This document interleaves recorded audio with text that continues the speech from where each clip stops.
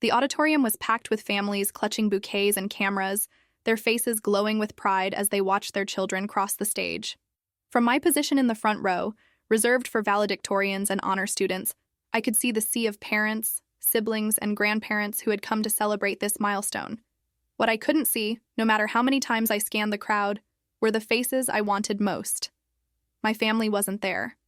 Not my mother, who had raised me to believe that education was the key to everything, but somehow couldn't find time to watch me graduate summa cum laude from UC Berkeley with a degree in biomedical engineering. Not my father, who had always been too busy building his construction business to attend parent-teacher conferences or science fairs, and apparently graduation ceremonies weren't important enough either. Not my younger sister Emma, who I'd helped with homework for years and who was probably at some friend's house right now, completely unaware that her big sister was about to deliver the valedictorian speech. The irony wasn't lost on me.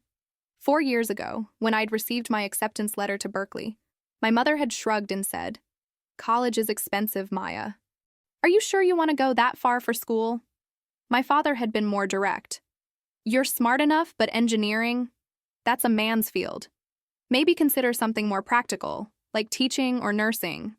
They'd never understood why I spent high school summers taking extra math courses instead of getting a job at the local grocery store. They'd rolled their eyes when I stayed up until 2 a.m. working on robotics projects, when I chose chemistry club over cheerleading, when I turned down social events to study for AP exams. "All work and no play," my mother would say, shaking her head as if my academic ambitions were a character flaw rather than a strength. But I'd persevered anyway. I'd applied for scholarships, taken out student loans, worked part-time jobs throughout college to pay for expenses they couldn't or wouldn't cover. I'd spent holidays and summers in Berkeley conducting research and taking summer courses, because going home meant facing their subtle disapproval and not-so-subtle suggestions that I should find a nice boy and settle down. The worst part was that they weren't cruel or abusive, just indifferent. They loved me in their own way, but they'd never seen the value in what I was trying to achieve. My academic success felt like speaking a foreign language in my own home. Maya Rodriguez, called Dean Patterson, graduating summa cum laude with a Bachelor of Science in Biomedical Engineering, recipient of the Chancellor's Award for Outstanding Undergraduate Research. I walked across the stage with my head high, shaking hands with administrators who knew my name, my research, my achievements. The applause felt warm and genuine, even if it wasn't coming from the people I most wanted to hear it from. My research advisor, Dr. Sarah Chen, beamed at me from the faculty section. My study group friends cheered from their seats. My lab partner Jake whistled loudly enough to make people laugh. But when I looked into the audience and saw empty seats where my family should have been sitting, something hard settled in my chest. Not anger exactly, but a kind of resigned determination. If they weren't going to witness my success, I'd make sure it was worth witnessing anyway. After receiving my diploma, I took my place at the podium. As valedictorian, I'd been asked to deliver a speech representing our graduating class. I'd spent weeks crafting these words, thinking about what message would resonate with my fellow students. But standing there, looking out at hundreds of proud families celebrating their children's achievements, I realized my speech needed to say something different. "Thank you, Dean Patterson, distinguished faculty, proud families, and fellow graduates," I began, my voice carrying clearly through the auditorium's sound system. 4 years ago, we arrived at UC Berkeley with dreams, fears, and the support of people who believed in our potential. I paused, scanning the crowd one more time. Still no familiar faces. Some of us had the privilege of family members who understood our academic aspirations from day one. Others of us had to learn to become our own cheerleaders, to validate our own achievements, to celebrate our victories alone. I could feel the energy in the room shift slightly. This wasn't going to be a typical rah-rah graduation speech about following dreams and changing the world. I want to speak today to those of us who have felt invisible in our own success stories. To the first-generation college students whose parents couldn't help with homework because they never had the opportunity for higher education themselves. To the students whose families questioned whether their chosen majors were practical or realistic. To everyone who has achieved something extraordinary, while feeling like they were doing it without the validation of the people whose opinions mattered most. The auditorium had grown quieter. I could see some parents shifting uncomfortably, perhaps wondering if their own children felt unsupported. But I could also see students nodding, recognizing themselves in my words. Today, I'm graduating with the highest honors in biomedical engineering. I've published research that could contribute to new treatments for spinal cord injuries. I've been accepted to graduate school with a full fellowship. And I'm doing all of this as someone whose family thought engineering was too difficult, too masculine, too impractical for a girl like me. My voice was steady, but I felt something powerful building inside me, not bitterness, but conviction. So this speech isn't just for our families who believed in us from the beginning. It's for those of us who had to believe in ourselves first. Who had to prove that our dreams weren't too big, our goals weren't too ambitious, our potential wasn't limited by other people's expectations. The applause started slowly, then built into something thunderous. I could see Dr. Chen wiping her eyes, and several of my classmates were nodding vigorously. But more than that, I could see parents in the audience looking thoughtful, perhaps reconsidering their own children's unconventional ambitions. We did this, I continued. We earned our degrees not because it was easy or expected, but because we refused to let other people's limitations become our own. Today, we graduate not just with diplomas, but with the knowledge that we are capable of achieving extraordinary things, even when we have to do it alone. I concluded with traditional congratulations and inspirations for the future, but the core of my message had been delivered. As I walked back to my seat, the applause felt different, more personal, more meaningful. Several faculty members nodded approvingly, and I could see some graduates wiping their eyes. After the ceremony, I was surrounded by classmates, professors, and even strangers who wanted to tell me how much my speech had resonated with them. Dr. Chen hugged me tightly and said, "Maya, that was exactly what needed to be said. You spoke for so many people today." But as the crowd dispersed and families headed off for celebration dinners, I found myself standing alone in the parking lot, still in my cap and gown, wondering if anyone from my family would even ask how graduation went. I had no idea that within 24 hours everything would change. I was in my apartment the next morning, finally out of my graduation dress and into comfortable clothes, when my phone started buzzing incessantly. At first, I thought it might be my family calling to ask how graduation went. They'd managed radio silence for the entire day, not even a text message asking how things had gone. Instead, I found 17 missed calls from numbers I didn't recognize, 43 text messages, and hundreds of notifications from social media platforms I rarely used. My stomach dropped. Had something terrible happened? Was there some kind of emergency? Then I saw a text from Jake. "Maya, check Twitter. Your speech is everywhere. I mean everywhere." With shaky fingers, I opened Twitter and searched for my name. The first result made me sit down hard on my couch. A video titled "Valedictorian's Powerful Speech About Achieving Success Without Family Support" had been viewed 2.3 million times in less than 18 hours. The comments were pouring in faster than I could read them. This made me cry. I'm the first in my family to graduate college, and they don't understand why I'm proud of my expensive piece of paper. Someone finally said what so many of us have felt. Thank you for speaking our truth. My parents told me art school was a waste of money. I graduated yesterday with honors and a job lined up. This speech gave me permission to be proud of myself. I scrolled through hundreds of similar comments from graduates, current students, and even parents who were reconsidering how they'd supported or failed to support their children's educational goals. The video had been shared by influential education advocates, celebrities, and news outlets. "Proud of myself" was trending, with thousands of people sharing their own stories of achieving success without family validation. My phone rang, a local news station wanting an interview. Then another call from a national education podcast. Then someone from a major network morning show. "I can't believe this is happening," I told Jake when he called to check on me. "I just wanted to say something meaningful for our graduating class. I had no idea it would resonate with this many people." "Maya, you spoke truth that needed to be heard." Look at these responses. You've given voice to something millions of people have experienced but never heard articulated publicly. By afternoon, the video had been picked up by major news outlets. "Berkeley Valedictorian Speech Strikes Chord with Students Who Feel Unsupported by Family," read one headline. Another, "Viral Graduation Speech Highlights the Reality of Achieving Success Alone." The interview requests were overwhelming, but I found myself saying yes to several. On a local news segment, I tried to explain what had motivated my speech. I didn't write those words to criticize anyone's parents or family members. I wrote them because I know there are so many students out there who work incredibly hard and achieve amazing things, but they don't have anyone in their corner celebrating those victories. I wanted them to know that their accomplishments are valid and meaningful, even if the people they most want to impress don't see the value in what they're doing. The interviewer asked if my family had been at graduation. No, they weren't, I said simply. And that's okay. I've learned that validation has to come from within first. External recognition is wonderful when it happens, but it can't be the foundation of your self-worth.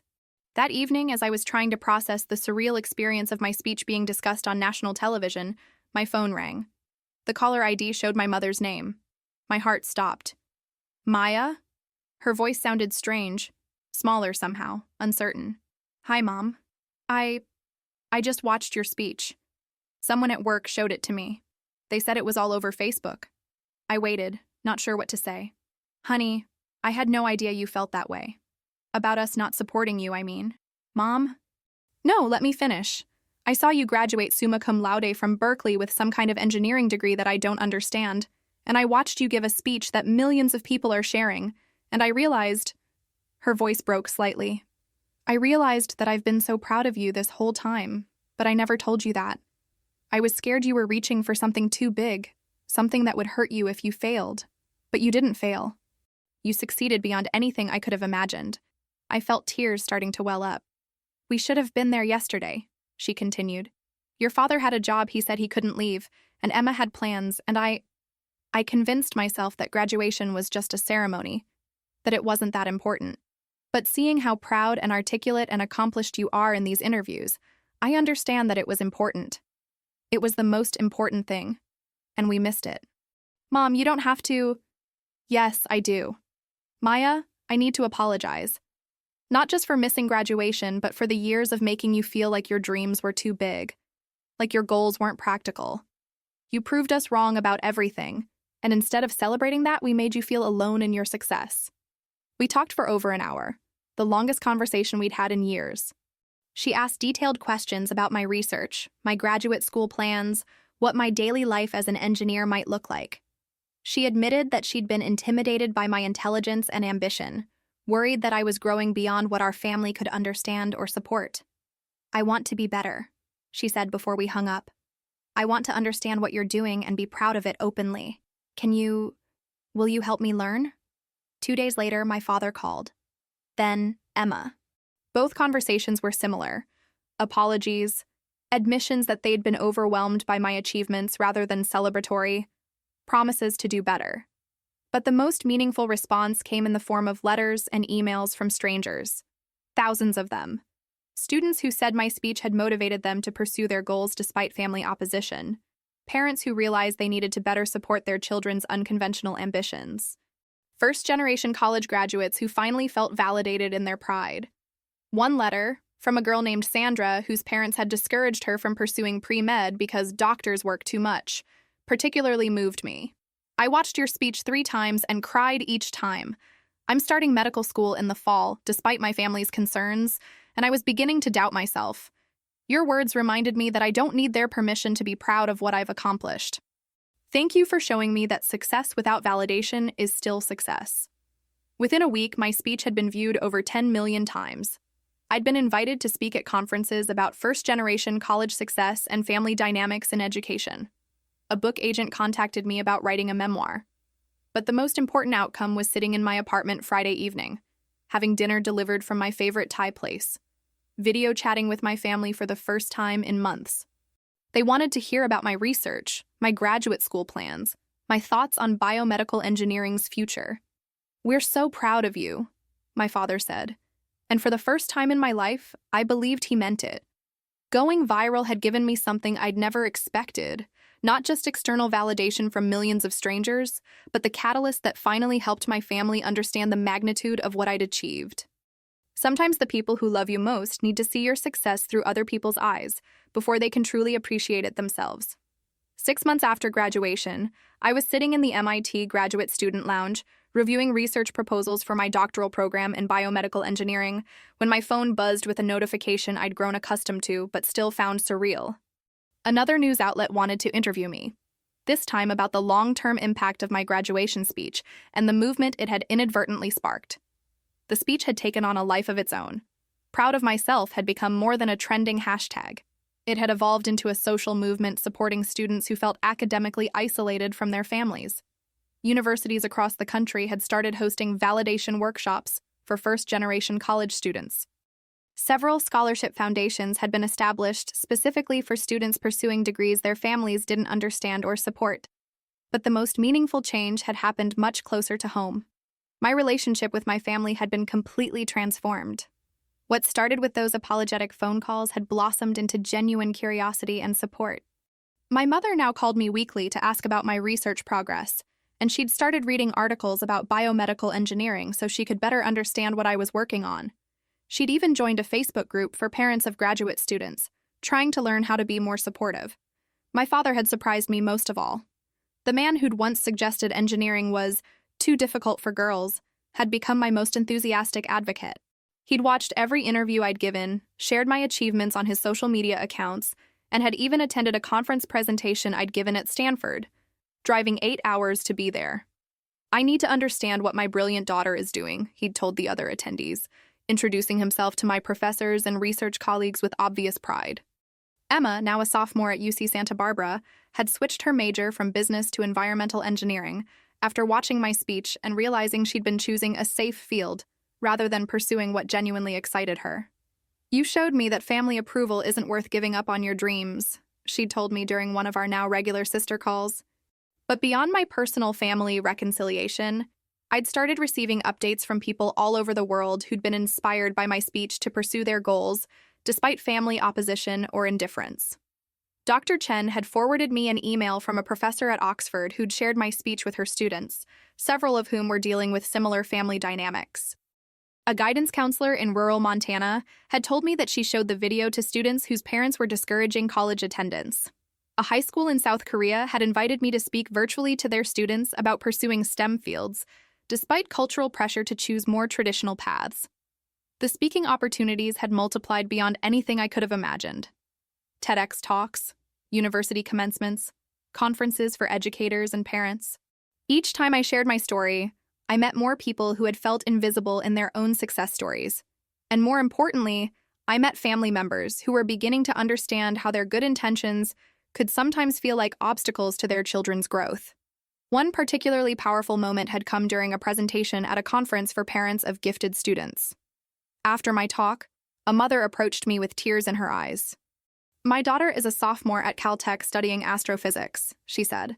"I've been so worried that she's too focused on school that she's missing out on a normal college experience. After hearing your speech, I realize I've been making her feel guilty for being passionate about something I don't understand. I need to celebrate her dedication instead of questioning it." These interactions reminded me constantly that my viral moment had been about much more than personal validation. It had opened up conversations about how families can better support children whose talents and interests diverge from their expectations. The academic opportunities that followed had been incredible as well. My graduate research was being funded by a fellowship specifically designed for students whose innovative thinking had been recognized outside traditional academic circles. I was collaborating with researchers around the world on projects related to neural engineering and spinal cord injury treatment. But perhaps most meaningfully, I'd been invited to join the advisory board for a new program at Berkeley, designed to support first-generation college students. The Proud of Myself scholarship program, yes, they'd adopted my hashtag, provided both financial support and mentorship for students whose families weren't equipped to guide them through higher education. "You've given a voice to an experience that affects millions of students," Dr. Patterson had told me when offering me the advisory position. "Your perspective is invaluable for helping us create better support systems." Working with current students reminded me constantly of how far I'd come, not just academically, but emotionally. I regularly mentored undergraduates who were struggling with family disapproval of their academic choices, and I could see my former self in their uncertainty and determination. One student, James, was a brilliant computer science major whose parents kept pushing him to switch to business because they thought it was more stable. Another, Aisha, was pursuing pre-law despite her family's insistence that she should become a teacher because it was a suitable job for women. "The thing about proving people wrong," I told them during one of our mentorship sessions, "is that you're not really doing it for them. You're doing it for yourself and for everyone who comes after you. When you succeed despite opposition, you create space for others to take similar risks." A year after my speech went viral, I was invited back to speak at Berkeley's graduation ceremony. this time as an accomplished graduate student and advocate rather than an uncertain graduate. Standing at that same podium, looking out at a new group of graduates and their families, I felt the full weight of how much had changed. Last year, I stood here as a valedictorian who felt invisible in her own success story, I told the crowd. Today, I return as someone who learned that sometimes the greatest gift you can give yourself is permission to be proud of what you've accomplished, regardless of whether others understand its value. I could see my own family in the audience this time, all of them, front row center, beaming with pride. My mother held a sign that read, "That's our rocket scientist," which made me laugh despite the emotional moment. But I also return with the knowledge that individual success becomes meaningful when it creates opportunities for others. When we validate our own achievements, we give permission for others to do the same. When we pursue our goals despite opposition, we demonstrate that it's possible. After the ceremony, I was surrounded by new graduates asking for advice, parents wanting to discuss how to better support their children's unconventional goals, and faculty members sharing stories about students they'd mentored through similar challenges. But the moment that meant the most was when my mother approached me after my speech, tears in her eyes. "Maya, I've learned so much about who you are and what you're capable of this year. I'm sorry it took millions of strangers celebrating your words for me to realize I should have been celebrating them all along." "Mom, what matters is that you're celebrating them now," I replied, hugging her tightly, "and that other families might learn from our mistakes and do better." That evening at our family celebration dinner, a tradition they'd insisted on establishing, Emma showed me her latest environmental engineering project. My father asked detailed questions about my spinal cord research, and my mother excitedly told me about an article she'd read about women in STEM fields. "I'm thinking about going back to school myself," she said casually, cutting into her celebratory cake. "Community college, maybe. There's so much I want to learn about and understand better."